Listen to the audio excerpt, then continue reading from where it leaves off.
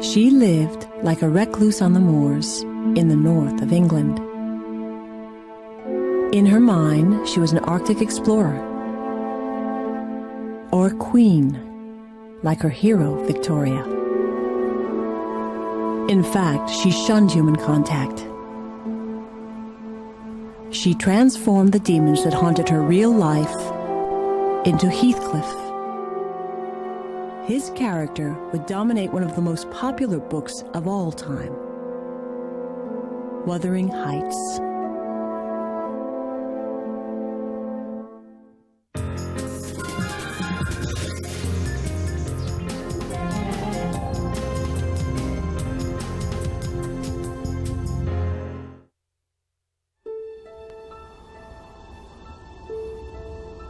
(1846). The wild and desolate Yorkshire moors. This is the world of the Brontë sisters. Soon these remarkable young women will set the English literary world upside down and become famous throughout the world. But for now, they are anonymous. Huddled around a table in their parlor, they write novels together.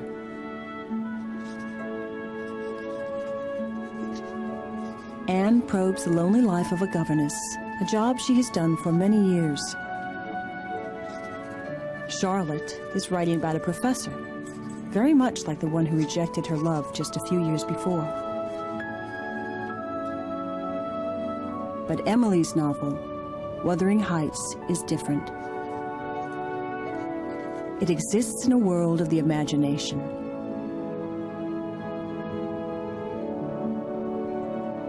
And it centers on a man everybody hates, Heathcliff. Mr. Earnshaw had brought Heathcliff back from a trip to Liverpool.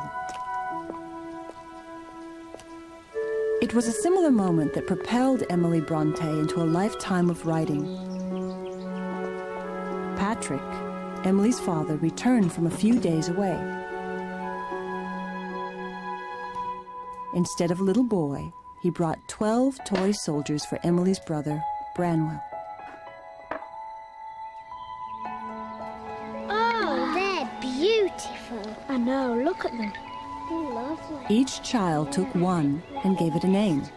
Can I have this one? Yeah. Can I have that one? Yeah. Look like real soldiers.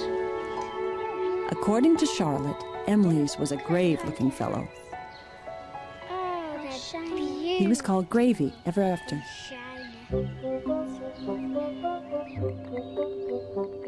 From these toy soldiers evolved a complicated, all-consuming world. There were battles and intrigue,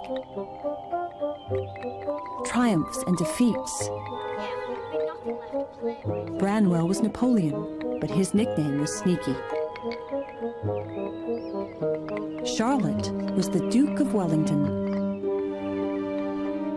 Emily's Gravy turned into the Arctic explorer, Edward Perry. In thousands of pages bound like little books, the four Brontë children chronicled the lives of their heroes and heroines. The print looked like it had been written by an ant. There are several reasons why the writing is so tiny, and when I say it's tiny, it's minute, literally minute. The main reason, I think, is that paper was incredibly expensive in those days, and you can see from the type of paper that they're using, it's often reused paper. The covers are sugar bags and pieces of wrapping paper. They still have parcel post written on them, you know. But then you find that the tiny writing becomes an end in itself, because it's so small that nobody outside the four siblings can read it. So it became a secret world, and it was their secret, and they were the only ones who had the key to it.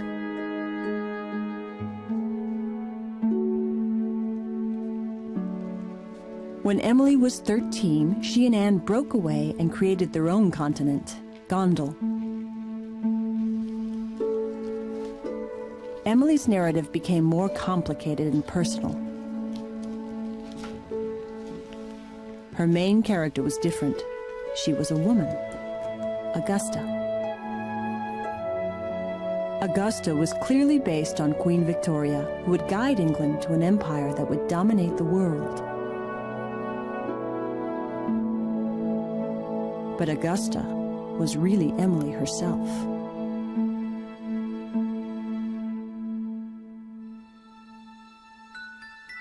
The Brontë house, the parsonage, provided plenty of places to imagine Augusta's adventurous life. After her first husband was killed, she was thrown into a dungeon. Released and restored to the throne, she has more husbands, numerous lovers, and is involved in political intrigues and assassinations.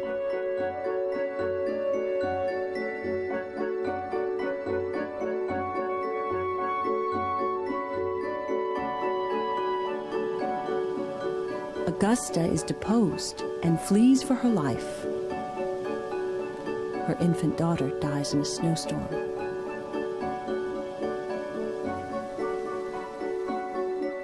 She becomes Queen of Gondal again,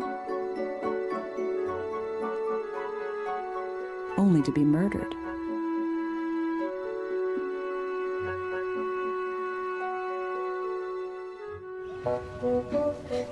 The fantasy world of the Brontes was completely involving, but it excluded the rest of the world. They just chose to stay, within their own little circle. I mean, if you've got 4 really bright children who've invented these really exciting imaginary worlds that they can control, they're in charge of that world. They're not in charge of the world outside where they have to be subservient to other people. This is their own little world. And it's far more exciting than anything else elsewhere.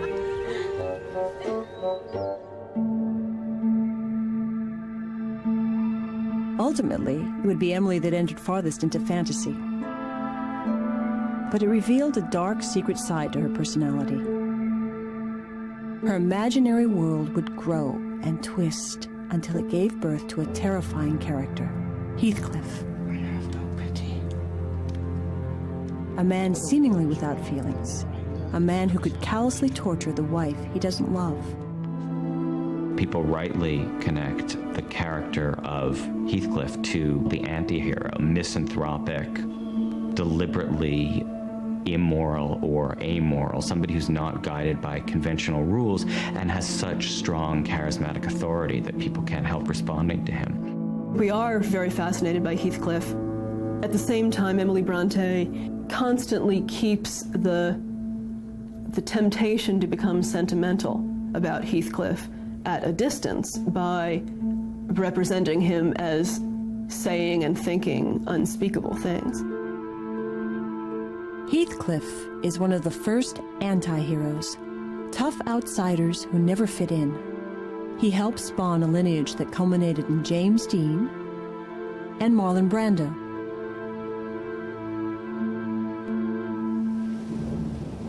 As Wuthering Heights was made into a film many times, Heathcliff appeared in Spanish and Japanese. Mi vida, ¿por qué has vuelto tan tarde? Catalina, he vuelto para no separarme más de ti. He had become a universal figure. Writing by candlelight, Emily could never imagine that her character would end up projected on a screen larger than life. She simply injected him with a passion that in life she reserved for her family. Her family would end up being her salvation and her downfall.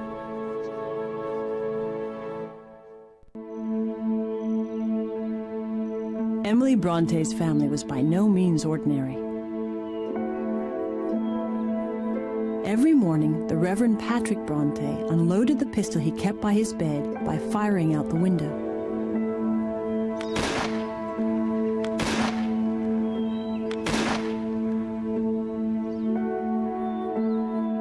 The nostalgic view of 19th century England as a peaceful haven is completely incorrect.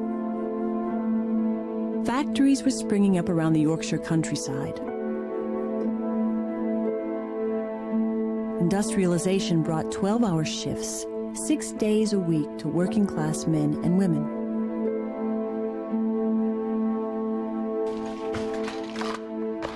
Weavers, the traditional backbone of the local economy, were thrown out of work by the new machines. Many fought back. Around about 1811, in this part of Yorkshire, there was a violent outbreak of what was known as Luddism. Now, no one knows quite where the word comes from. There was a figure called Ned Ludd. He probably didn't exist, but his name was put at the bottom of threatening letters sent to mill masters saying, if you don't get rid of those dreadful machines, we will come and smash them, signed Ned Ludd. And they had hammers, big sledgehammers, and the Luddites, so-called, would raid a mill of an offending mill owner at midnight or in the small hours of the morning, smash down the doors and smash the machinery. Patrick was devoutly religious. Popular with his congregation, he fought for the poor. And forgive us our trespasses. But in dangerous times, it was good to be careful. Trespass against us, and lead us not into temptation. Patrick could protect his children from Luddites with a gun. But he couldn't protect them from a more insidious, invisible enemy. In the village of Haworth, where the Brontes lived, sewage ran through the streets. Sanitation was abysmal. Patrick Brontë buried people almost every week. 40% of the children died before they were 6, and the average life expectancy was 42. By the time she was 6, Emily had lost her mother and 2 older sisters. From early childhood, it gave her a special closeness to Charlotte, Anne, and Branwell. The 4 were inseparable. In Wuthering Heights, it is the same closeness that unites young Heathcliff and his foster sister, Cathy.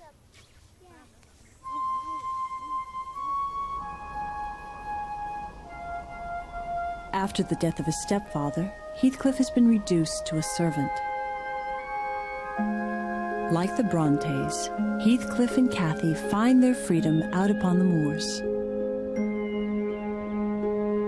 They fall in love.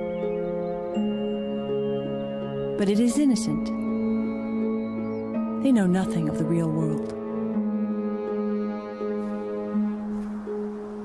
Heathcliff and Cathy were much like Emily. A friend of the family later said, her chief delight was to roam on the moors, followed by her dogs, to whom she would whistle in masculine fashion.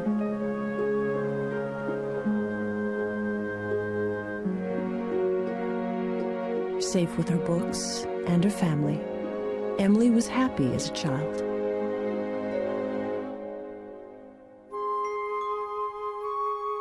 A friend remembered her at 15, about the same time she was painted by Branwell. Emily had acquired a lithesome, graceful figure. She had very beautiful eyes, but she did not often look at you. She was too reserved. Her extreme reserve seemed impenetrable. Yet she was intensely lovable. One of her rare expressive looks was something to remember through life. There was such depth of soul and feeling, and yet such a shyness of revealing herself.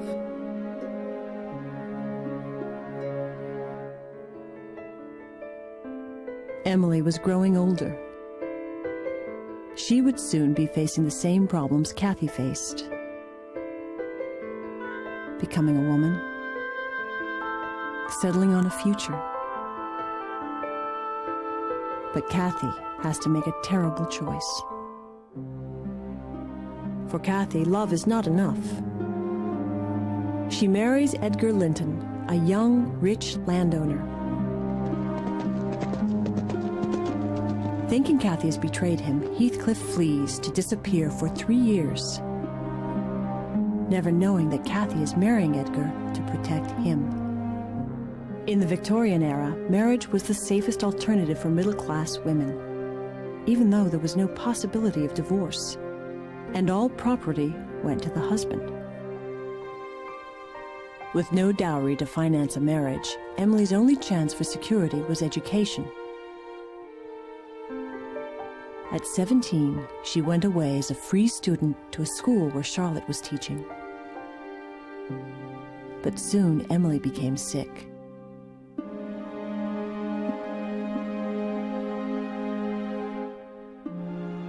She had Charlotte there. She was in a school of only about 8 pupils, and yet, even with all that, Emily couldn't cope with school life, and she became so ill that Charlotte actually despaired of her life. And in the end, she wrote to her father and said, "You've got to get Emily home. She's going to die." In Wuthering Heights, Heathcliff also must return home. He and Cathy finally admit their love to each other.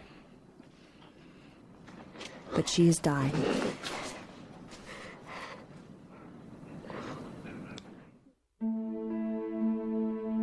While Cathy and Heathcliff had each other, Emily was alone. It was a self-imposed isolation. She was silent, abrupt, even rude with most people. Outsiders, she didn't really want to meet them at all. She avoided them. Emily could be quite determinedly rude if she wanted to be. She didn't seem to understand the need for social graces. Perhaps she did understand the need, but she was going to flout it anyway. Emily retreated into Gondal, her childhood fantasy world. She would wander the moors for hours with Augusta and her other characters. To put it mildly, Emily acted strangely. After all, she was now 18 years old.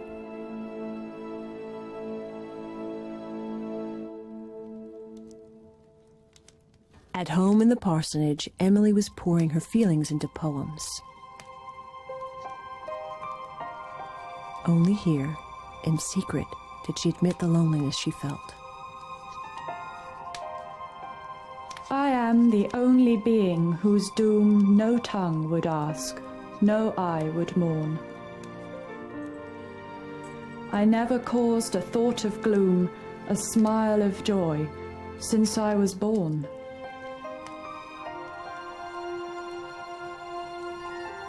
Emily was in danger of losing her mind. Edgar repaired into England, where he... In 1838, worried about making her way in the world, Emily Brontë began to teach at Law Hill School. With great faith and sincereness on both parts, he had his provisions. After telling a class of unruly girls that she preferred the school dog to all of them, it was perhaps inevitable that Emily would return home. Her experience at Law Hill had shown her the life she wanted. The house is old, the trees are bare, and moonless bends the misty dome. But what on earth is half so dear, so longed for, as the hearth of home? Emily helped run the household. Her bread was famous in the neighborhood, and her poetry was flowing. She was beginning to know who she was. Riches I hold in light esteem, and love I laugh to scorn. And lust of fame was but a dream that vanished with the morn. And if I pray, the only prayer that moves my lips for me is, leave the heart that now I bear and give me liberty. It was a productive time for Emily. At home, she had the liberty she needed. And the family was happy.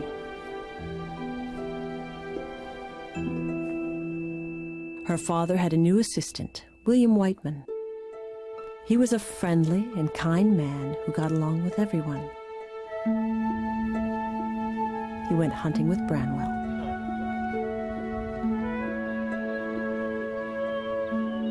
And charmed Aunt Branwell, a severe spinster who helped look after the upbringing of the Brontë children.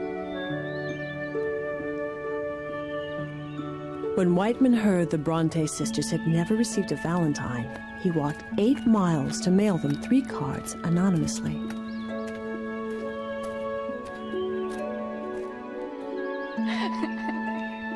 They caused consternation in the Brontë household,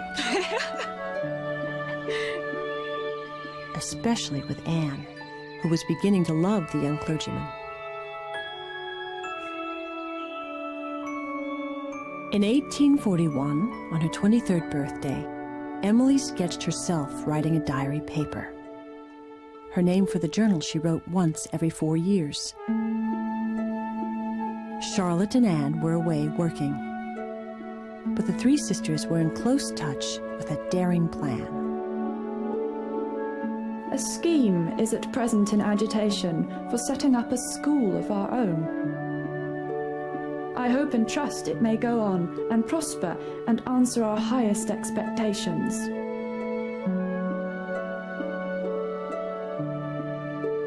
Aunt Branwell had a little money and she believed in education. She agreed to send Charlotte and Emily to Belgium. Escorted by their father, they set out to learn the languages they would need to master before opening a school. In Belgium, Emily was brilliant, but not happy. Would you pass your plate? Invited to a British family's house every Sunday for lunch, she refused to talk or look at anyone. How do you find the wine? That's marvellous. Where did it come from? Finally, the invitations stopped.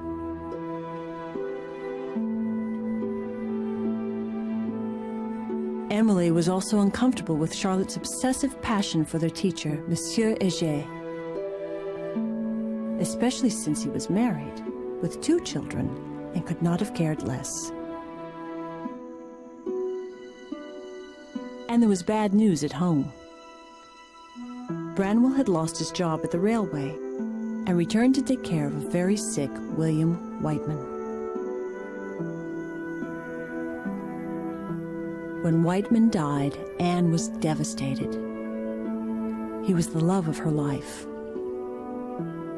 Inconsolable, Anne wrote, "Life seems more sweet that thou didst live,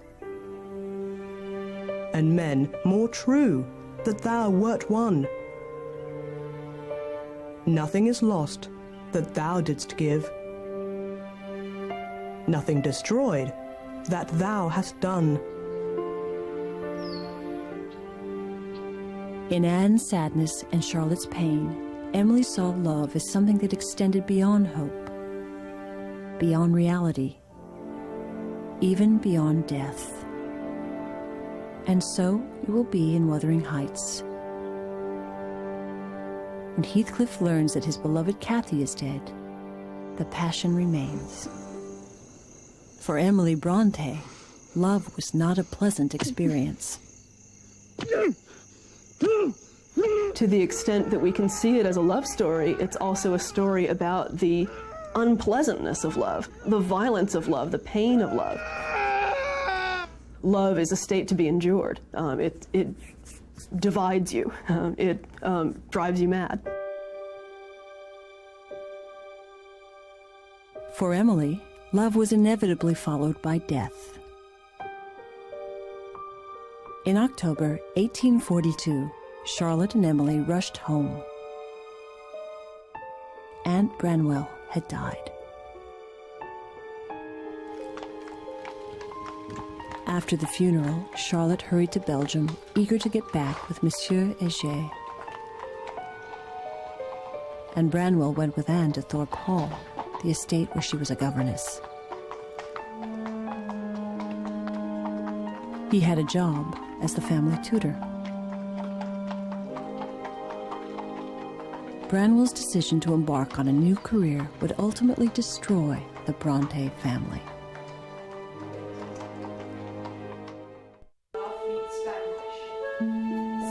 With Anne Branwell gone, Emily stayed home. Our flag flew in triumph. Previous to their great revolution, She read to her father Patrick, whose eyesight was failing. Emily was the housekeeper and took care of the accounts. She handled the small legacy Aunt Branwell had left the Brontë sisters. Emily invested in a new technology, railroads, and she made a good profit. England was having an economic boom, but not everybody benefited. The 1840s were a very difficult time right across Europe because of harvest failures. In Ireland, the peasant population had become very dependent upon the potato. So when the harvest failed, not 1 year, but 2 years, when over 3 years it failed, people either died or left, and they left in their millions. They came across to Liverpool. It cost only a few pennies to come to Liverpool on the boat. Heathcliff, where does Heathcliff come from? Is Heathcliff perhaps Irish? He's found wandering as a waif on the streets of Liverpool, and he's talking gibberish when he's found. I think Emily's got in mind that he's Irish, really. Irish children were often abandoned to the streets, where they made a living any way they could. Thank you, sir. Dark, starting off as a foundling who speaks no English, Heathcliff is the perfect image of the immigrant. Like many newcomers, what Heathcliff wants is property. His passion for Cathy becomes transmogrified into a passion for property, to make something of himself, to become a man of substance, to avenge himself. Heathcliff takes over Wuthering Heights, but it's not enough. His revenge for losing Cathy will be to control everyone and everything associated with her. Cathy had a little girl the day she died. Her name is Catherine. Heathcliff wants her to marry his son, Linton. Encouraging a friendship between the two youths, Heathcliff entices Catherine into Wuthering Heights. Imprisoned in Wuthering Heights, Catherine has no choice but to marry Linton. Heathcliff now has control of all around him. For the Brontes, even unhappy marriage seemed beyond their reach. Charlotte had returned in despair from Belgium. She wrote to Monsieur Heger, "Day and night I find neither rest nor peace. If I sleep, I have tortured dreams in which I see you always severe, always gloomy and annoyed with me." He never replied.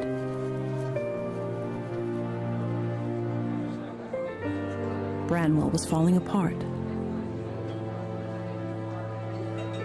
He spent his days drinking at the local tavern and boring anyone who would listen with his story of lost love. He had been having an affair with his employer's wife and hoped to marry her. The scandal had driven him and the innocent Anne home. The Brontë family was at a low point, especially after the sisters sent out an advertisement for their school, and there were no applicants. Then Charlotte picked up a notebook of Emily's poems.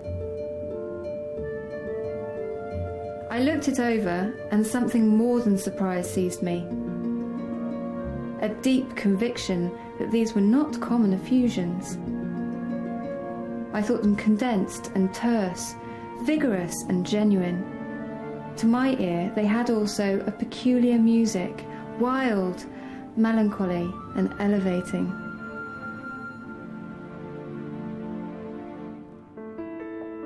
Emily was furious at Charlotte's intrusion on her privacy. But finally she allowed a slim volume of poems to be published. All three sisters were included. Despite the fact they only sold 2 copies of the book, the sisters received a fan letter requesting their autographs. They perfected signatures for their pseudonyms: Acton, Currer, and Ellis Bell. Their next move was to attempt longer fiction. The decision to write novels was a commercial one. They'd had this failure with the book of poems, but they'd enjoyed the actual process of writing a book. They could say, this is my work. The way Charlotte describes it, they write in white heat because they're all so keen to get on with it and do it. And it's a joint enterprise in the sense that the 3 of them are sitting there writing, but they're all writing their own little independent works. And they criticise each other's writing too. Emily was inspired. As she raced to the finish of Wuthering Heights, Heathcliff's revenge is total. But still he is haunted. Cathy is a living presence. Branwell was also haunted by the woman he couldn't have. His decline continued. He added opium to his alcohol. It was available at the local apothecary.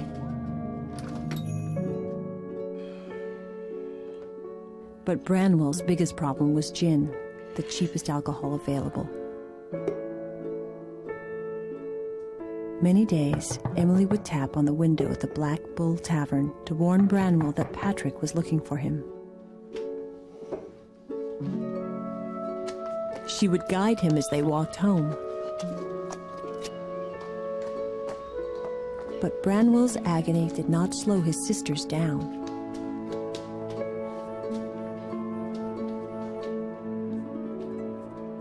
They finished their novels using the familiar pseudonyms Acton, Currer, and Ellis Bell.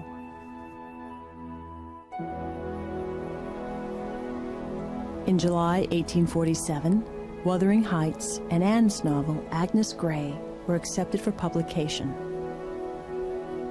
But there were delays. Charlotte's first novel was rejected. Undeterred, she wrote another. Its name was Jane Eyre, and it would cause a sensation.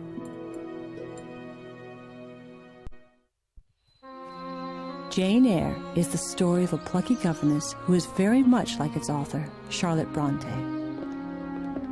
Jane is on the verge of marrying the handsome, charismatic Lord Rochester when she finds he already has a wife, insane and locked in the attic. Marriage cannot go on. It was a transformation of Charlotte's obsession. Monsieur Heger made into English nobility, and his inconvenient wife turned into a lunatic.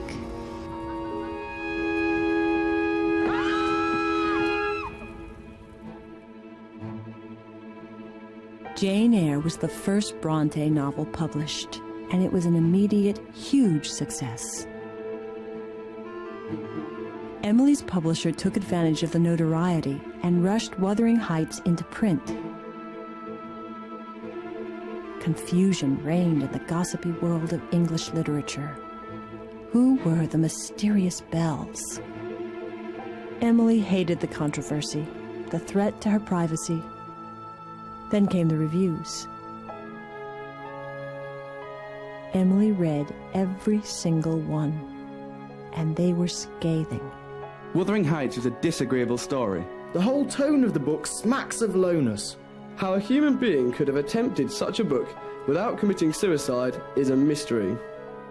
The critics didn't like the amorality of the whole novel, because unlike every other novel that was being written at the time, including Charlotte and Anne's, Wuthering Heights is totally amoral. There is never any punishment for anything that anybody's done. Read now, Emily's lack of judgment on her character seems modern.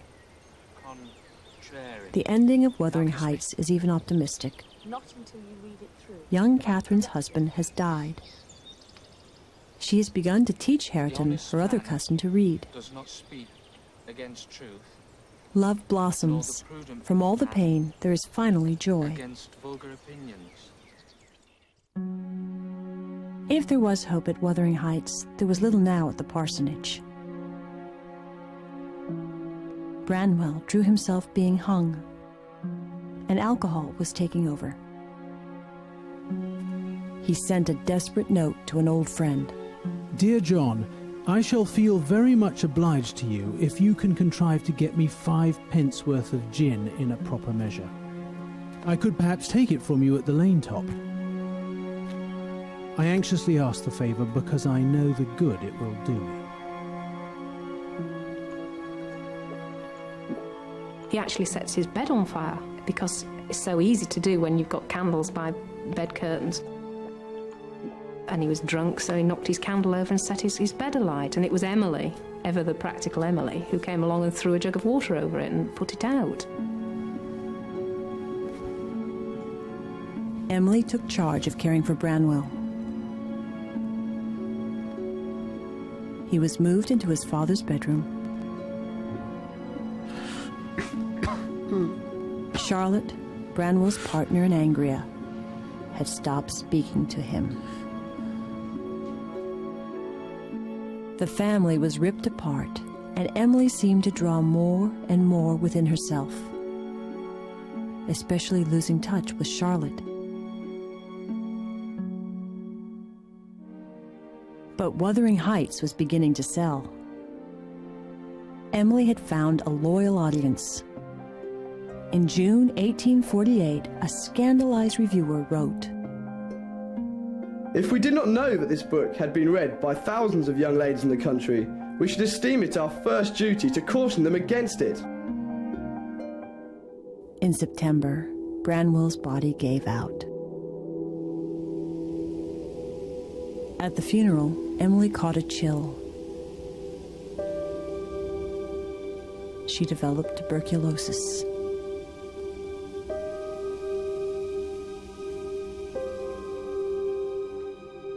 Emily insisted on living her life as usual. Charlotte was in despair.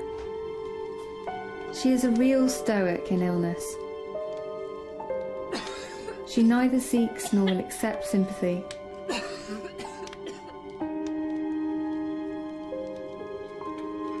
To put any question, to offer any aid, is to annoy.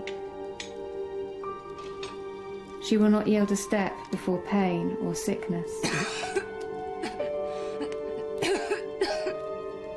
Heathcliff had responded to illness in the same way, with indifference. Like Heathcliff, Emily refused to see a doctor. On December 18, 1848, she finally relented enough to lie down on a sofa. Her last audible words were, "If you'll send for a doctor, I'll see him now."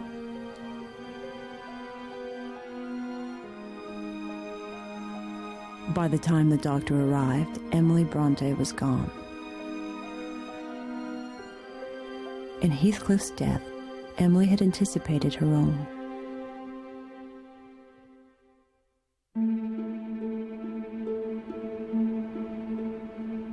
An enigma to all who knew her, Emily's readers understood her perfectly.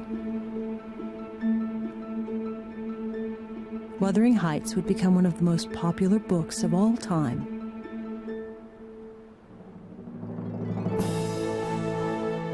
In 1939, a movie version turned a relative unknown, Laurence Olivier, into a star.